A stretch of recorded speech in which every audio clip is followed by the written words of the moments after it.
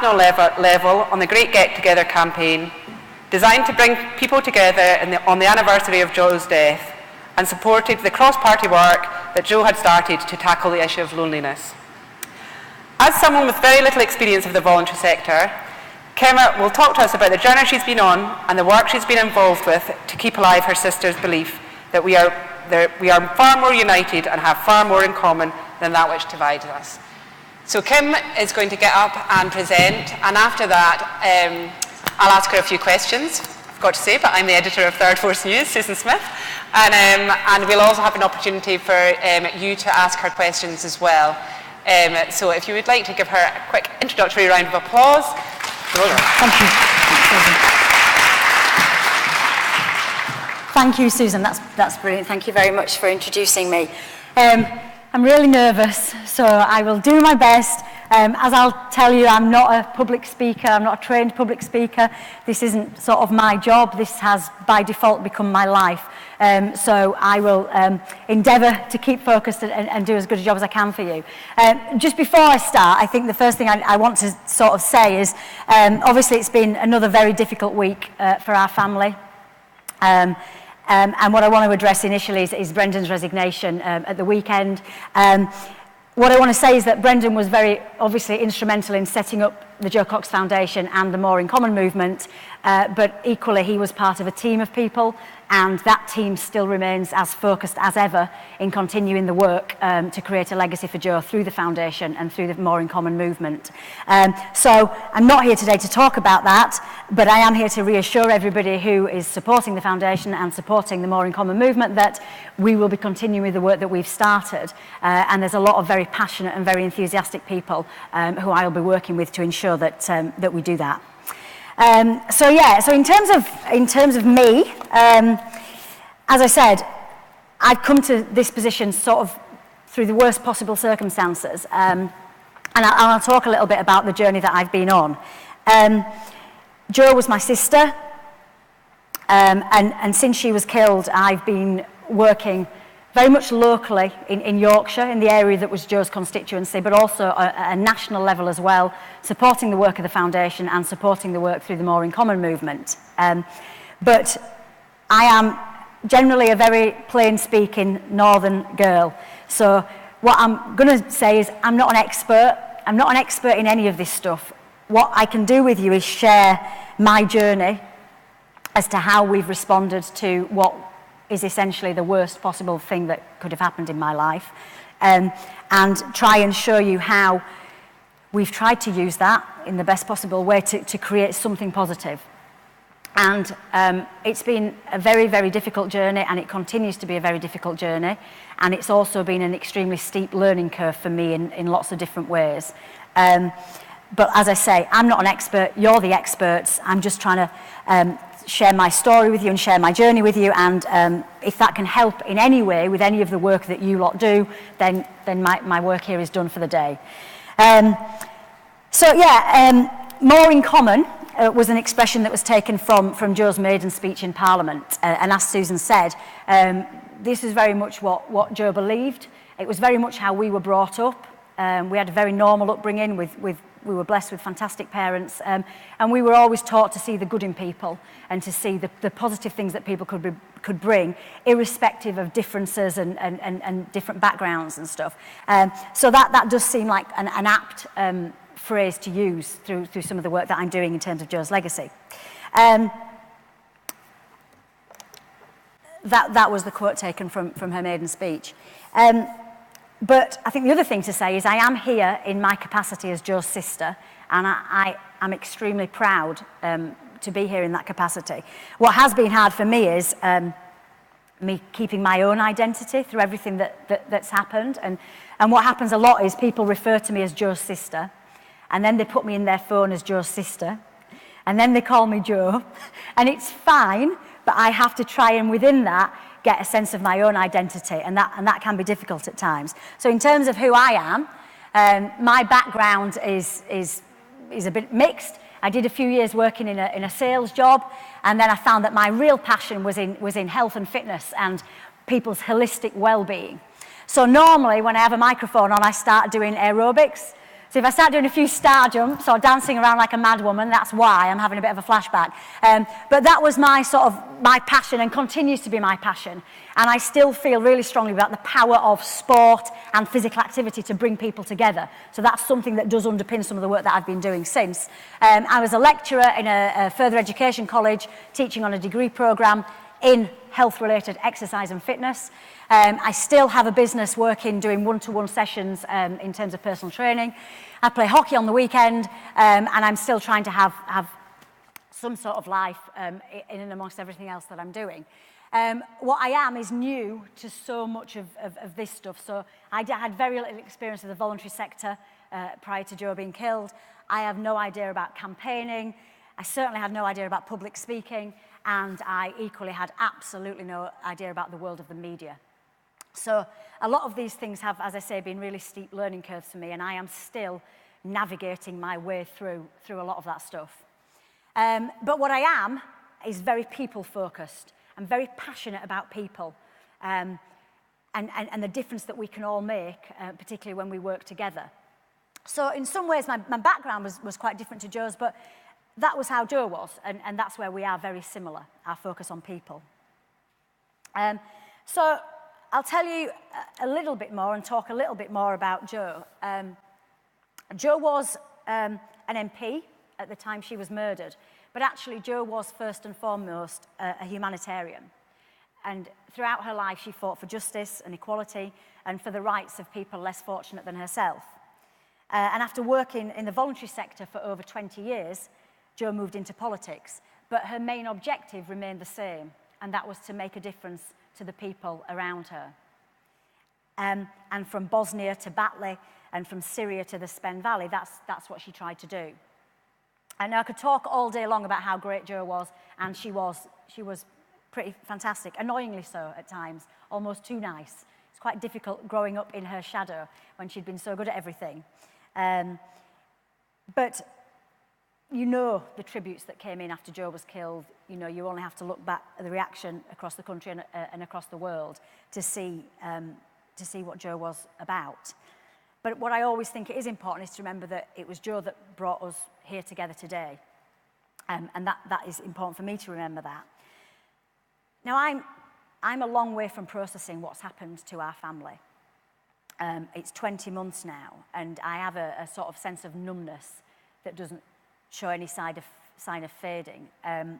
But what I do think, as Susan said, is that we can't choose what happens to us sometimes, but what we can try and do is choose our response.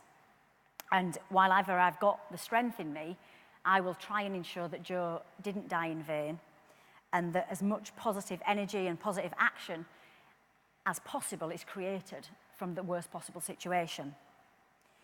And what I think is if everybody who knew Jo, who met Jo, who loved Jo or was inspired by Jo does something positive, that will at least create a legacy that she would be very proud of and that we could hopefully all be proud of. And that's why the work of the Jo Cox Foundation and the work through More in Common is extremely important to me. What this also means, I'm going to have to move around a bit, I don't like standing still for very long, but what this also means is I have absolutely no agenda. So wherever I go and wherever I speak, I am here because of what's happened to us. The only real motivation behind me being here is to try and make something good come out of something bad. And that's, it's a strange position, but it's also quite a liberating position, because I'd love you to buy into what I'm talking about and stuff, and I suspect many of you already do. But, you know, like I say, this isn't my job. I'm not getting paid for this. This is my life. And I had no desire for my life to change. I loved my life. We had a great life. I certainly had no desire to be famous. And what we'd always said to Jo was, we'll support you. Whatever you decide to do, we'll support you. We'll pick the kids up. We'll take you to the station. We'll feed you. We'll clothe you.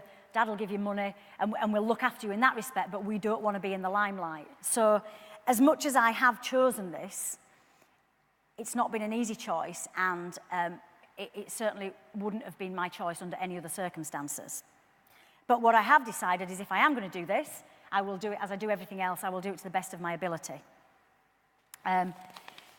So moving on from there.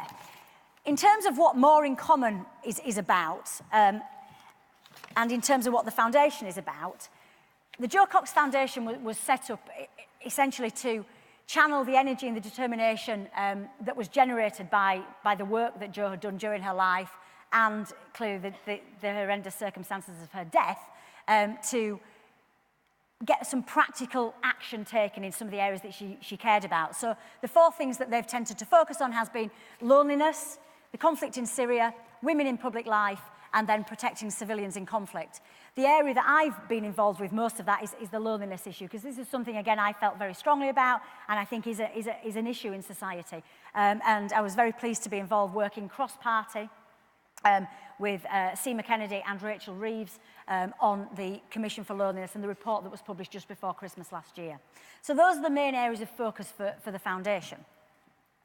In terms of More in Common, More in Common is really a national movement which is about working towards building strong and resilient communities where everyone has a sense of belonging, a sense of identity, and focusing on the things that we've all got in common rather than the things that we fall out about, like politics and religion and other things. So it's really about just getting down to really basic human values and human beliefs. And the fact for me that we've all got to get up, we've all got to pay our bills, we've all got to feed our kids, we've all got to do the basic things in life. And actually that should bind us together as a nation rather than focus on the things that separate us.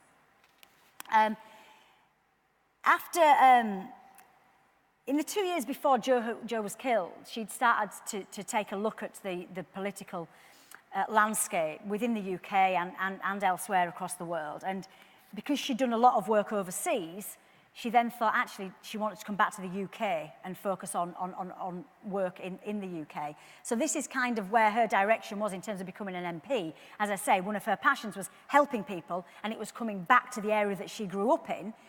And I will be honest with you, there are issues where we live that need to be tackled, and I would never pretend otherwise. And Jo wanted to come back and make a difference to those issues. So at a very community level, the other thing about More in Common is counteracting the narrative of division and negativity that seems to exist at the moment within communities in certain areas across the UK. The other thing to really point out is this is not a party political movement. Jo was an MP, and she was an MP for the Labour Party, but I am very keen to point out that More in Common is actually the opposite of that in the divisiveness that is often created by politics. This is trying to counterbalance that, and it is about bringing people together. So I will happily work with anybody from across the political spectrum if they share the vision of More in Common and that ethos about bringing people together. So what we have is we have a team, a small team in London who are working to try and understand the theoretical and the reasons why we've ended up in a situation where we've ended up with, and it's very easy to be nostalgic about this and think, well, you know, you used to be able to leave your door unlocked and your kids used to be able to play out all night and you felt safe in your communities and you felt that that was how it used to be.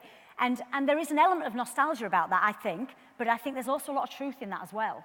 And I think we're now living in communities where we don't have that sense of belonging. And I'll be honest, I'm embarrassed, but I didn't really know my neighbours before Jo got killed. I was in my little bubble. So I got off and I went to work and I was on my phone, I was on my laptop and I was just getting on with life. And then suddenly that bubble was burst in the most horrific way. And it's made me look at my community and the people around me who have been amazing at scooping us up as a family and looking after us and protecting us. And I never really realised that power until Jo was killed.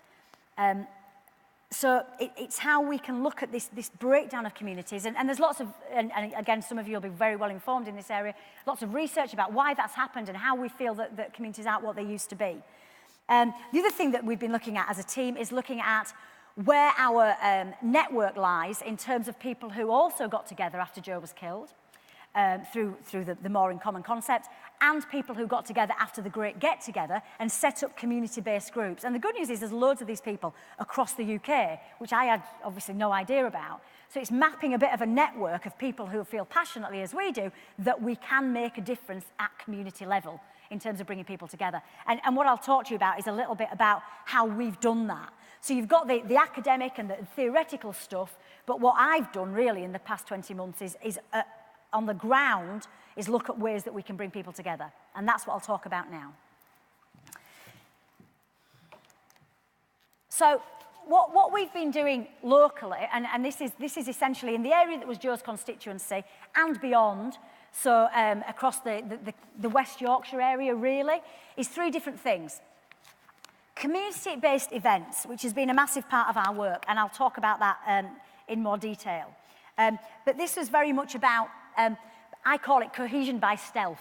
So it's essentially bringing people together to do something, a common purpose, whether that's a run or a walk, or whether it's arts and crafts or whatever it is, but you're bringing people together who might end up being with people who they wouldn't normally come into contact with. And this stuff goes on in communities all over, but there wasn't perhaps as much of this as there could have been at a local level. So we've done quite a lot of events, and I'll come on to that in a bit more detail as I say. What we've also done, and this for me is really important, is a lot of partnerships and a lot of networking. What I found locally was there were loads of good people doing really good stuff, but a bit in isolation. And I kept coming across people as an outsider and going, oh, well, you're doing that and they're doing that. Why don't you just do it together? That would make perfect sense. And sometimes that's because they didn't even know about each other. So it's kind of that networking. And the other big thing for me is creating relationships across the sectors. Because my background is private sector, then public sector, and now voluntary sector. For me, those relationships need to be symbiotic, and that is how you can have the most success. So we've engaged with quite a lot of local businesses. We've engaged with all the schools across the area and the local colleges, plus loads of small voluntary groups on the ground. And we're trying to bring those people together, and that, for me, is where the real change can happen. And then this, again, I'll come on to this in a little bit more detail, the deeper level community cohesion stuff, and this is what we're calling the tough stuff. So this is the stuff where we're trying to get out to people who don't necessarily embrace the more in common philosophy. And that is where the more challenging work will obviously happen, and that will probably be towards the back end of this year. Now, they're obviously all interlinked, and there's overlaps between the 3, but that's how I've come to think of it in my own mind. Those are the 3 things that we're doing and have been doing. In terms of what More in Common is, we are essentially just a group of volunteers at a local level. So this is just a bunch of people who came together after Jo was killed and just said, we need to do something. What can we do? Jo had spent a very short time, 13 months in her role as an MP, but had got round loads of areas, loads of groups within the constituency, lots of people, and she touched a lot of people's hearts in the way that she was doing the job, and we didn't want that to end. It was really important that that didn't end. So again, I think the consensus locally was, particularly because of the way Jo was killed, let's try and make this not party political. Let's try and make this something that is embracing everybody. Because the constituency where Jo lives, probably like a lot of the areas where you live, is very diverse, it's very mixed in lots of different ways. And I think the worst thing to do would be to alienate people. So it was very much about bringing people together. And then what we've got, so we've now got, I'm not into hierarchy, I hate titles and I hate all that stuff, but we've got a little board, so we've got a little board of people, which I chair as best I can, and then we've got this army of volunteers. And this again is the real, where the real lifeblood of More in Common is about. It's about the people out there who are living and breathing this stuff on a day-to-day basis. So we've got this army of volunteers. And fortunately, I was managed to secure some funding at the back end of last year, so I've now got a couple of paid members of staff as well, which will make life so much easier for me, because I've literally been doing everything myself, from sort of ordering the biros to going on Sky TV, and doing all that is hard, as I'm sure many of you have experienced. So that's kind of where we're at the moment, and a lot of that I'll think about in terms of going forward. If I just talk a little bit more about the relationships that we've got, like I said, this is really, really broad.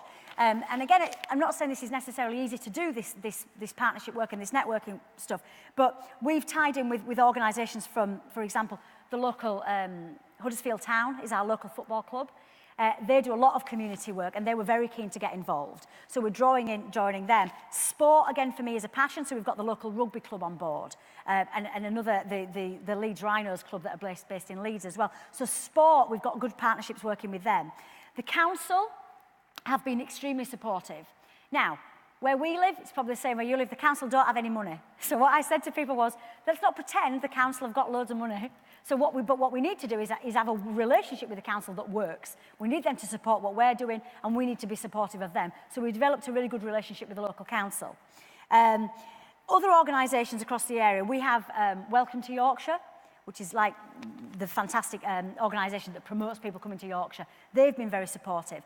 And want to put our region on the map for the right reasons, which is exactly what we're all about. So it's teaming up with these different groups. Then at a local level, we've got various local organisations such as the Indian Muslim Welfare Society, the Pakistani and Kashmiri Welfare Association, the Yorkshire Mafia, which is actually a business networking group, don't panic.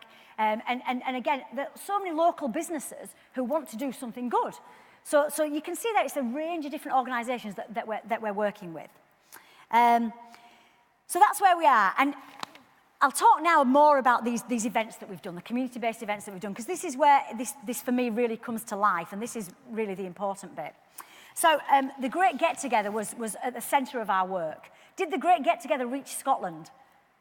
Did you? Yeah, you sort of had a bit of stuff going on up here. I would imagine so.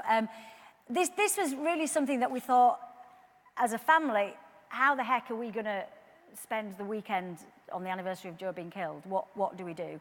And this felt like a very Jo thing to do. This felt like, don't go home and shut your curtains and close your door unless you feel you have no other choice. Get out there into the community, get out there and create something positive, because that is what Jo would want us to do. And actually, that is what the community needed locally. Because the reality for us was, after Jo was killed, our community could have been broken. It could have been absolutely fractured. And there was a real tangible sense of that. And we had to make sure that didn't happen. We had to make sure that didn't happen. Now, I was only a very small part of this, obviously, but that's what people did, and they came together. But obviously, the Great Get-Together was also a national event, and it was embraced by over 9 million people across the UK. And what that says to me is people want to do this sort of stuff. People just sometimes need a platform to go, actually, why don't you come together? Why don't you do something positive? Have a piece of cake, sit down, have a chat with people. Don't talk about the stuff that we fall out about, but just talk about day-to-day life and things that we've all got to deal with. And that's kind of what the Great Get-Together did. Loads of friendships were formed, bridges were built, and what we saw across the country is that communities were united in a way that you don't see that often. And that, for me, had a very special feeling to it, and it's something that I think we need to try, as a sector, to try and replicate and to try and push as much as we can. So in terms of what we did across that weekend, on Friday, it was very much a schools-orientated day, so it was about school assemblies, it was about children coming together. What was one of the most difficult things for me was the fact that Jo had been round all the schools in our area. So all the primary schools knew who Jo was, the secondary schools knew who she was.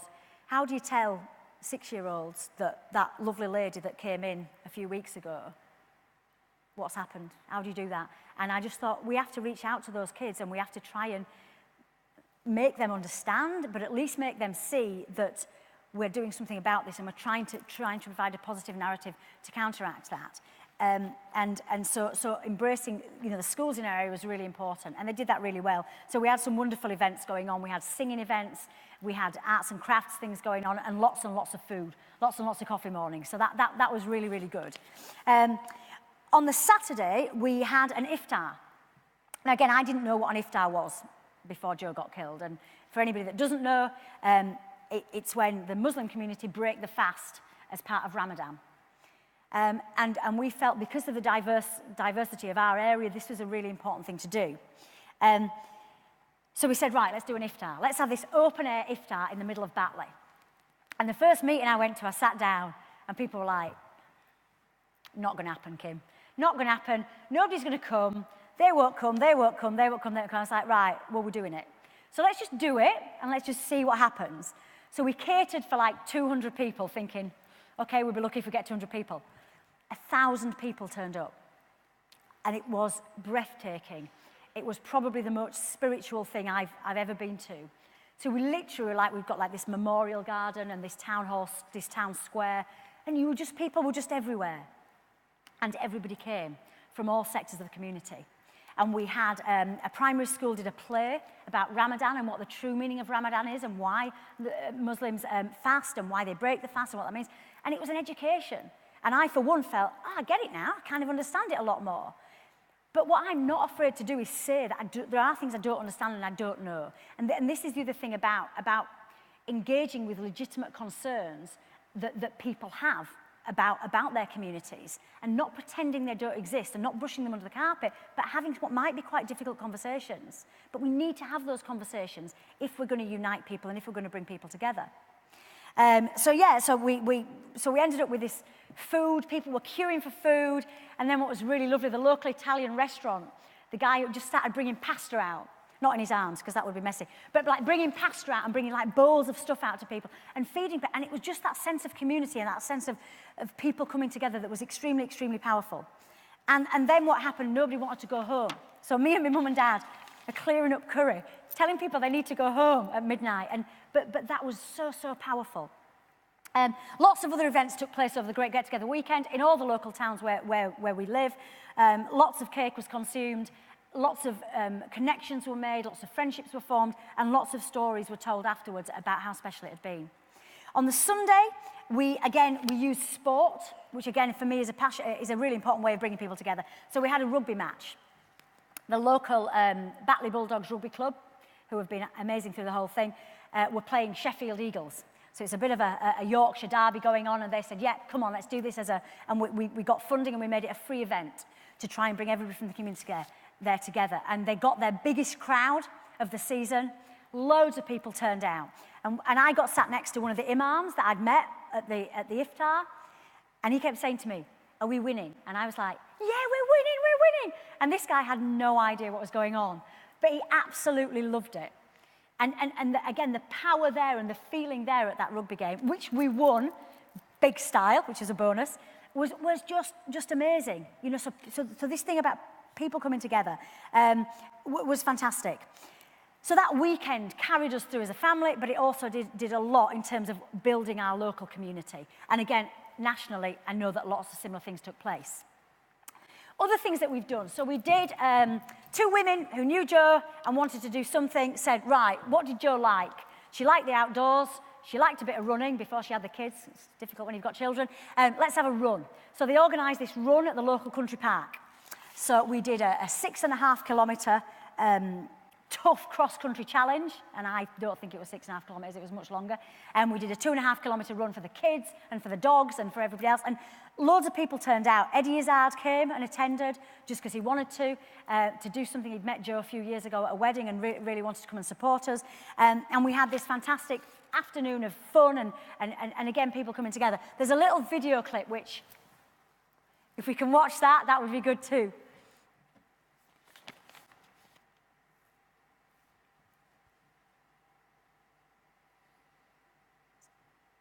Always good if the technology works, brilliant.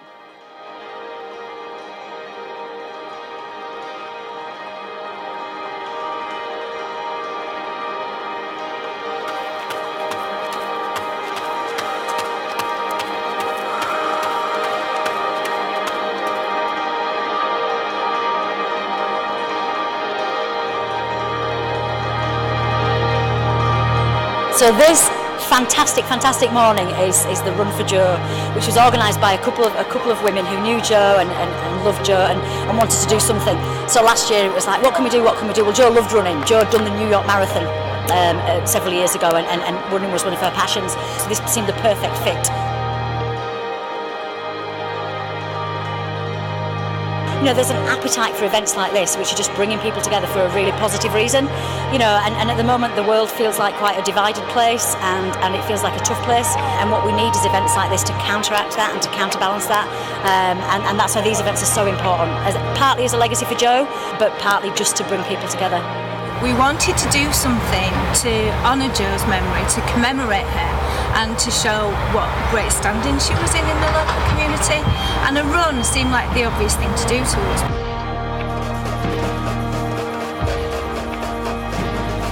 5, 4, 3, 2, 1, off we go!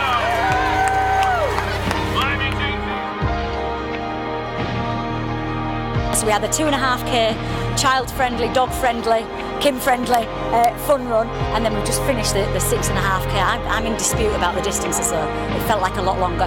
Well, I've got a bit known for running. It's a way I could help, you know. they asked me if I get involved, and I thought I could come and help on the run. So it's great to do it, but the actual running of things, if I'm running with a group, I feel like I've got to keep going faster, faster. I don't listen to my body, which is slightly weird. Yeah, great to do, great to be here, great with that. I mean, my first ever group run I've done ever.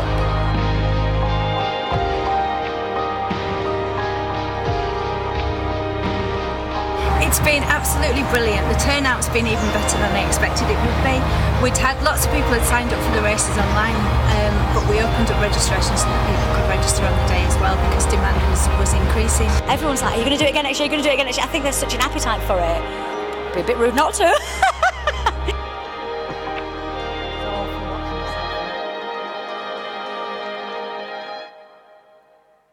Yeah, so that was the run for Jo. It's horrible watching yourself, isn't it? But anyway, but it was really, really good. And again, it was another one of these where nobody wanted to go home. So we were all sat there dancing and singing and just having a really wonderful day. And it was, it was the sort of thing that Jo would have absolutely loved.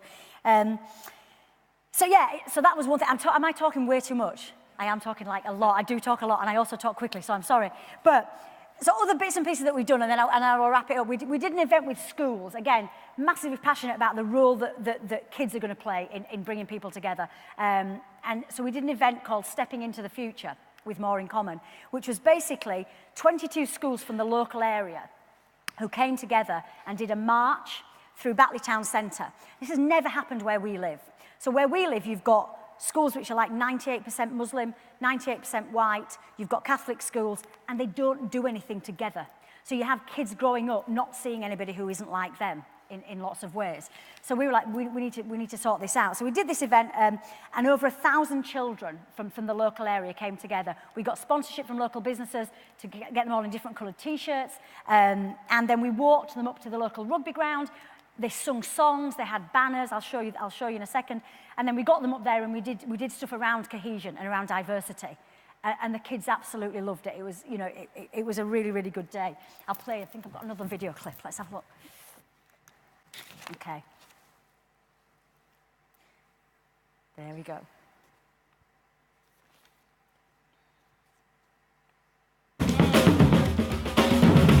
Today has just been an amazing day, bringing 22 schools together.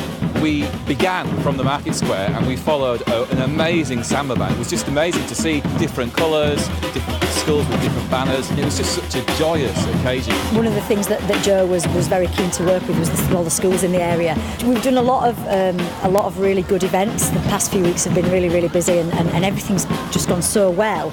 I think, Jo's legacy is in full effect. Yeah, so that again, really important in terms of what seemed to happen in the months after Jo was killed. We seemed to be having every other week there seemed to be a minute's silence in school assemblies, and we can't have a generation of kids growing up where that's normal. So they become desensitised to that. So I think working with schools is going to be a fundamental part of what we do. Another thing that we did, and this really wasn't me that did this or us, it was a lovely chap, and it was a classic case of I'd never met Jo, but a lovely guy from North Yorkshire said, right, I need to do something to try and make a difference. He said, I'm going to cycle to London. So I said, right, that's great. So he got together with his friends and cycled to London from the constituency to basically reenact Jo's political journey. And I didn't know anything about this at the time, but he then did it again last year, and I got a little bit more involved with it. So basically a team of people, I think it's about 20, 25 people, cycled from Spenborough, which is in the constituency, down to London. And again, he just wanted to do something. So we're going to do this again this year, and I'm going to do it. I'm going to try and do it. You're all invited to join us as well, which I think is very, very generous. And what we're going to try and do is meet up with different community organisations on the way down the country so we can raise the profile of some of the other amazing work that's going on down the country. So that'll be another thing that we do. At the end of last year, again, because we've had such a fantastic response to the Great Get Together, Christmas is a time when often people can feel very lonely, and the work that I'd done through the Loneliness Commission sort of inspired us to think, right, we need to bring people together at Christmas. This is a potentially difficult time. So we did something called Mince Pie Moments, which some of you may have come across, which is really just about encouraging people to knock on a neighbour's door or to reach out to somebody in their community, share a mince pie, or Satsuma if you want to be healthy, as a way of tackling loneliness, social isolation, and building again that sense of community spirit. We were very well supported locally by BBC Radio Leeds, who took that on board and did an awful lot of work on it. And that seemed to go very well as well. So these are the sorts of things that we've been doing. What do we do now? What's the way forward? For me, we've kind of ended up with 4 areas of focus to try and give this a bit of structure, because the reality is a lot of what we did last year was very organic. It was very much built on emotion. It was built on instinct, and it worked really well, but I don't think I did one risk assessment. There was nothing sort of particularly structured about it. It was just all very, let's do this, why not, let's do this. And that was brilliant, and that was the strength of it. But if we're going to have longevity to what we do, we need a bit more structure. And I'm not naive about that. So we've kind of decided to focus on 4 key areas. So we've got sport and physical activity, we've got education, faith and culture, and then the creative arts, which I know nothing about. So I'm hoping someone's going to help me with that bit. But these are the areas that I think, these are the things that bring people together. These are the things that, if you're playing football or playing rounders or whatever, it doesn't matter who you're playing rounders with. You've got a shared goal, you've got a shared vision. Schools, education. We've got to start with young people. We've got to bring young people together. Faith and culture. Let's educate people about different faiths and different cultures a little bit more, so we're not scared. And we're not fearful to ask questions. So it's how we can create something around that. And then the creative arts. Similarly, if you're singing, if you're dancing, if you're making something, does it matter who you're making those things with? No, it doesn't, because you've got a shared objective. So those are the 4 areas that we'll work on. So we need to be more strategic. The other thing that we need to do, and you'll all be really good at this, is evaluation. What we didn't really do was evaluate what we'd done. So I need to get much better at that, saying what works and what doesn't work, and what do we need to replicate. So that's something we need to build on. The other thing, and I'm not naive about this, a lot of what we have done so far has been preaching to the converted. It's all great if we all come together and have a lovely time, isn't it? But we now need to go into the harder to reach areas and to try and educate people and get people to understand who don't necessarily think about the things that we've got in common. So doing lots of things around working with people who have previously held extremist views or, that sort of thing. And that's going to be hard, but we can do it. I'm confident that we can do it. So last little bit. Yeah, so we'll continue as we are. We will do community-based events, massive part of what we're going to do. The Great Get-Together will happen again. So if you haven't got anything planned yet, plan something for the 22nd to the 24th of June. We've moved this to what would have been Jo's birthday rather than the weekend that she was killed, because one thing we've tried to do is focus on how she lived rather than how she died. So the 22nd of June would have been Jo's birthday. So that's the weekend, and you can get loads of stuff and information by going on the website, thegreatgettogether.org, and I'll be doing a lot more work on that in the coming months. The partnerships and networking stuff still needs to go on. What I do now locally is I have a massive, not intentionally massive, has become a massive More in Common meeting. So we have our little board meeting where the few of us get together, and then I basically, wherever I go, I invite people to come to this big meeting. So the last meeting, there were about 60 people there, and people come through the door and go, oh, it's good to see you, and I go, oh, what are you doing here? And they go, you invited me. I go, oh, that's fantastic, come on in. And then what I do is, so we talk about More in Common and what we're doing, but then we do networking. So we basically say, oh, you need to meet so-and-so, and you need to meet so-and-so. And then again, we end up, the caretakers kicking us out of the local school, because people are there, and they want to be involved in this. So those things will continue to happen. I don't know if that's useful for you. I don't know if it's interesting. I don't know if it's helpful. But what it is a sort of story of how I've tried to respond, we've tried to respond as a community to something so horrendous happening. And for me, I don't feel I have much choice other than to pursue this. And I think there's areas across the UK that this is needed. And I feel really passionately about that. I feel really strongly about that. Jo was very much a woman of action. And we don't want to sit around and talk about these things. We want to get out there and we want to do these things. That's what I feel. And I think, if that has helped you in any way to do something similar or to just be involved in the Great Get-Together, whether it might be, then I feel that hopefully it's been worth me coming here today. Thank you very much for listening. I do talk too much and I do talk too fast, and I'm sorry, but if you want to ask any questions, that would be great. Thank you.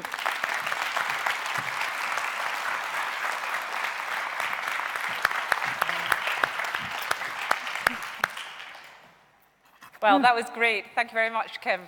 It was really good to hear you particularly start off so frankly and openly about your personal experience, and then go on and talk about what the community's learned from that, and how you've helped the community to heal from that. Because I really get the impression that you have helped the community to heal from that. It could have been horrendous, literally. You know, there was a real sense of tension. And it wasn't me that did it, it was the good people, you know, it was all the people that are in the community that made it happen and stuff. Well, I have to say that's quite a selfless outlook for you and your parents to have sort of jumped into this and decided that you wanted to make sure that this community didn't suffer as a whole. But I think what happened to us is we were scooped up by the community, locally, but also nationally, and we got stuff, I mean, we got cards and things from like across the world, and we were, right, you know, your faith is renewed by the fact that most people are actually really good. And for us, we need to be involved in that. Do you know what I mean? It just felt right to be involved in that and to say thank you for that. And yeah, so it felt natural. It felt natural to do that. One of the things we talked about earlier was that there's a more in common group in Portobello in Edinburgh, which is a small area of Portobello, of Edinburgh. It seems like the phrase and the movement has really captured people's hearts and minds, and has really grown. What's your vision for it? How would you, beyond Batley and Spain? Yeah, I think. I mean, what would be brilliant would be if we had sort of the model that we've got, I guess, locally. If that was replicated across the country, across the UK, and just, you know, where people are coming together. Like I said, the sort of meetings that we have, that sort of joined up thinking in communities, where, because what I also found, because again I'm new to this area, was there's a big thing about money, isn't there?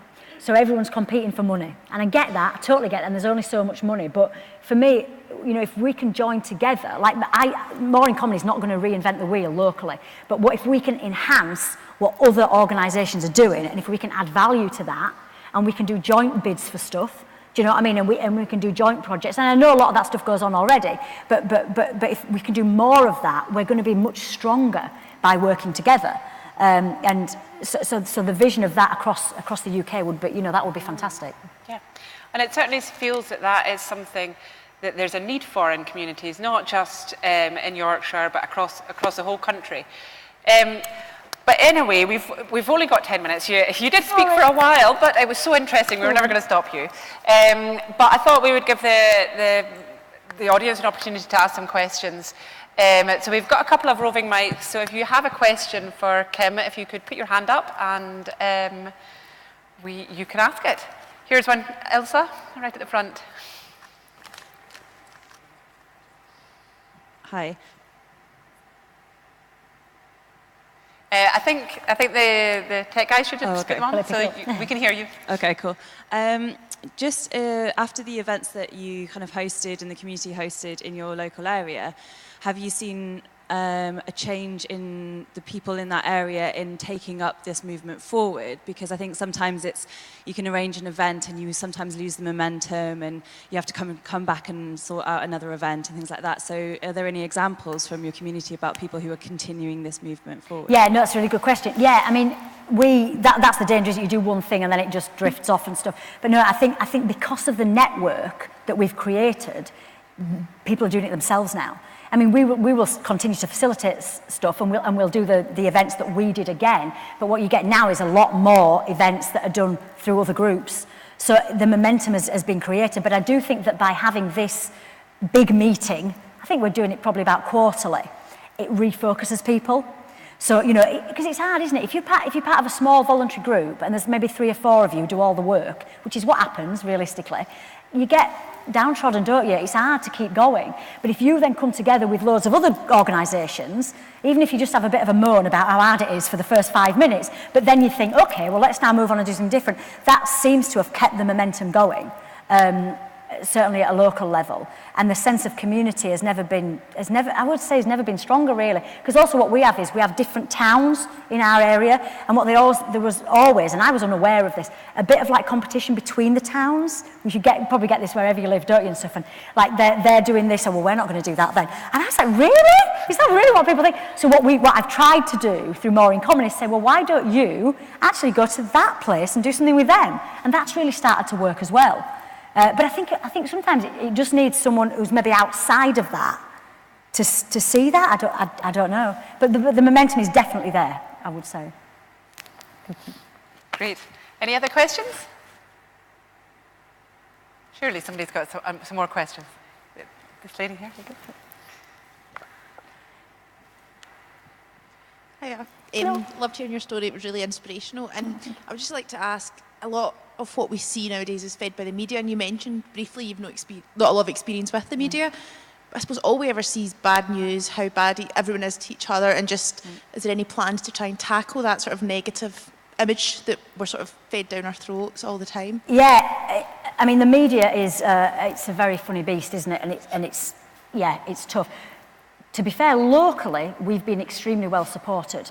So our local news on the BBC and on ITV, our local news programmes have really, really covered a lot of what we've done. So they came to all the events and things that we did. And I actually had an interesting meeting last week or the week before with a lot of BBC local radio editors. And they actually came, why they came to me, I have no idea, but they came to me and said, look, we want to engage more with communities.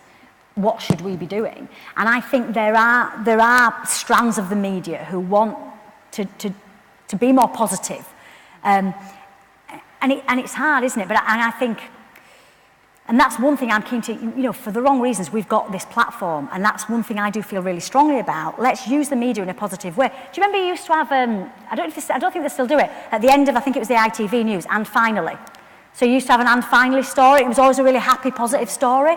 So I was like, at the end of every news bulletin, we need to encourage the media to have a positive story, just to report something. And what I said to the local radio people was, you seem to think it's better radio or better TV to have someone who's here and someone who's here shouting at each other. And actually people hate it. It just turns people off. We're not interested in that. What we actually want is some people who are in the middle, probably thinking like the vast majority of us do, having a bit more intelligent, a bit more sensible debate. And they were a bit like, I don't know if that's right or not, but it's like, that's because people just turn off, don't they? I don't want to hear two people shouting at each other. So I think if we can get that message across to the media somehow, and I'll do as much as I can in regard of that, is to represent normal people more. And I don't think that is more boring. I think that's actually more useful. Does that kind of answer the question? Yeah. So we do have another question. Nice and close, you're doing a good job. Hi, thank you so much for sharing your story. It's really inspirational. I suppose the thing that interests me most is what you were talking about, the sort of third phase down of your project about engaging in really challenging conversations or allowing people a kind of safe space to express views that perhaps they feel they're not able to express. And I was just wondering how you're experiencing kind of engagement or resistance from, I guess, like the right end of the spectrum. Yeah. Because I feel like in society, especially in Scottish society, we've got great leadership around inclusion and embracing all sorts of diverse people. But underneath it, there's a layer of people that don't feel like that. Yeah. And the more we progress with this trajectory of inclusion, the people who don't feel heard, how do we engage with those people? That is the next challenge. So a guy I've just started working with, he has got a background in conflict resolution and working with hard-to-reach groups, and there's really good people out there who do that sort of thing. So the first thing I think is to hook up with them. I had some training the other week, which was an organisation called Small Steps. They're only quite a small organisation, but this is run by ex-members of right-wing groups. So this is run by people who used to be in the EDL and Combat 18 and those sorts of groups. And there are people out there who, I think by them talking about their experiences and going in to talk to schools and talk to young people in particular about the vulnerabilities of young people being drawn towards extremes and those sorts of things. That's one way of doing it, and there are good groups out there doing that sort of thing. And it's similar in terms of people who have come through being drawn towards Islamic extremism. You know, there's people there now who bravely, very bravely, are speaking publicly about their journey and about how that happens. And I don't think there's anything more powerful than that, than someone who has actually experienced that and has come through the other side. So it's working with organisations like that. It's working with organisations who can facilitate discussions very well, and that's the next phase really of what we're doing. So the people who have got legitimate concerns based on their reality cannot be ignored, because if we ignore them, extremist groups will listen to them and they will give them a home, and we can't have that. Because I mean, this training I went on the other week, the number of right-wing groups that exist in the UK is frightening. It's frightening. And I had no idea. And obviously I'm sat in a room and I'm just thinking, I just can't believe it. And similarly, other forms of extremism, similarly other forms of negativity, people who want to divide us, they will prey upon people who don't have an identity and don't feel that they belong. So we have to, and hopefully through More in Common, we have to provide that identity. And that's why this sort of community level engagement for me is absolutely crucial. Excellent. Okay. Yeah. And do you feel that your focus is going to stay local, that you know, in the face of this personal crisis, but social crisis as well, that the focus should remain local? No, I think you know, the issues that I'm talking about, I don't know Scotland particularly well, as much as I love it, but I think, you know, there are issues across the UK of a similar nature in many areas. You know, don't get me wrong, I'm sure there's some fantastic leafy suburbs where none of this stuff happens, but I think there's a lot of areas where we are facing these serious issues. So I think this is it's a UK-wide thing. You know, and again, if we think internationally, you've got the rise of extremism across America and France and Germany. It's an international issue, isn't it, as much as anything else. And I think, you know, like Joe used to talk to me about the silent majority. And I'm really embarrassed that I was part of the silent majority and I didn't do anything. I knew what I thought, I knew what was wrong, and I knew what was right, but I didn't do anything about it. And I think now is the time to mobilise the silent majority who can actually try and make a difference by just speaking out and by coming together. And that isn't just in Batley, that's across many areas. Yeah. The question up here.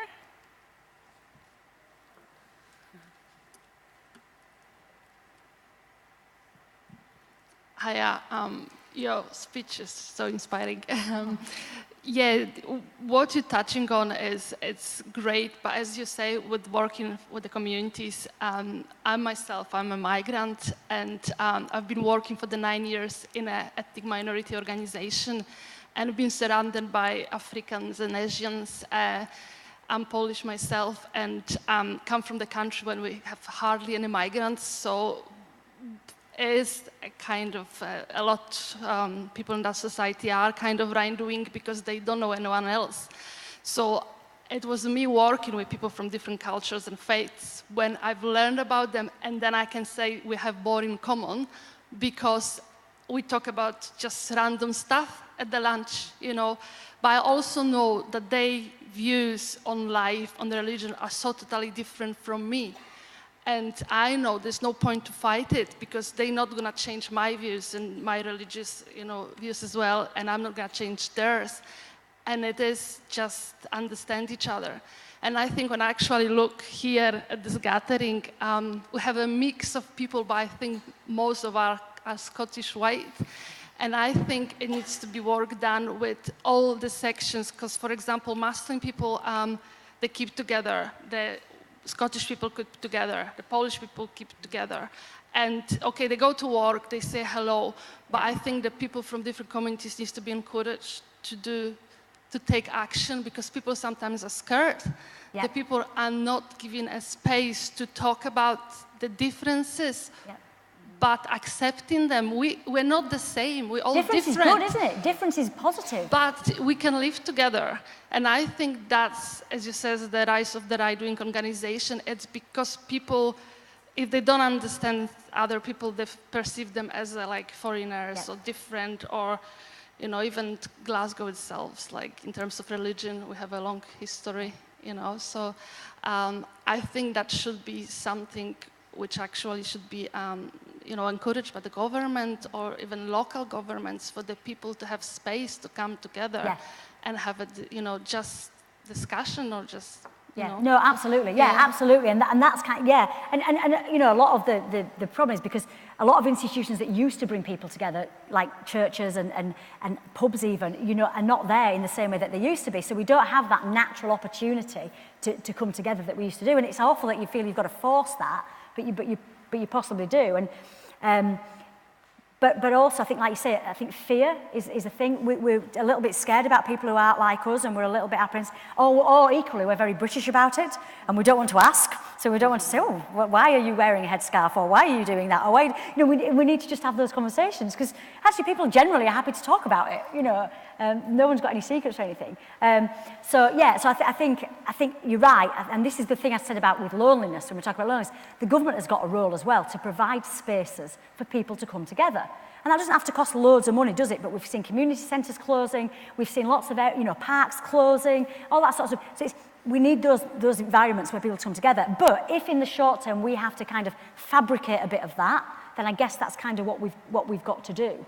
And the Great Get Together, there is a focus on bringing people from different cultural and social backgrounds together as part of the Great Get Together. It's not just a street party, is it? No. That's what I was going to say. Sorry, I remember now. So, and I didn't know about this. You probably know all about this. But you've got bonding and you've got bridging. Do we know about bonding and bridging? I had no idea. I thought it was a different language. So bonding is people within their own communities, and bridging is across communities. You won't know all that. I didn't know that. So basically, what you start is with the bonding, and then you start doing the bridging. And the Great Get Together is ideally about the bridging. So it's and that again is kind of what I'm saying. With bringing the local voluntary groups together. So if you can get the leaders of all the local groups to bridge, then you can go down to everybody else. Does that make sense? So for example, we've got, like I say, rugby. Rugby where we live, very white, very male, very working class. And then we have like the PKWA, which is the Pakistani Kashmiri Welfare Association. Obviously totally different group. Now my goal is to get them together to do an activity together. Now I can't start with the members. It's just not going to happen, is it? So I have to start with the leaders of both of those organisations. We get together, we have a cup of tea together, we have a chat, and we talk about where we go from there.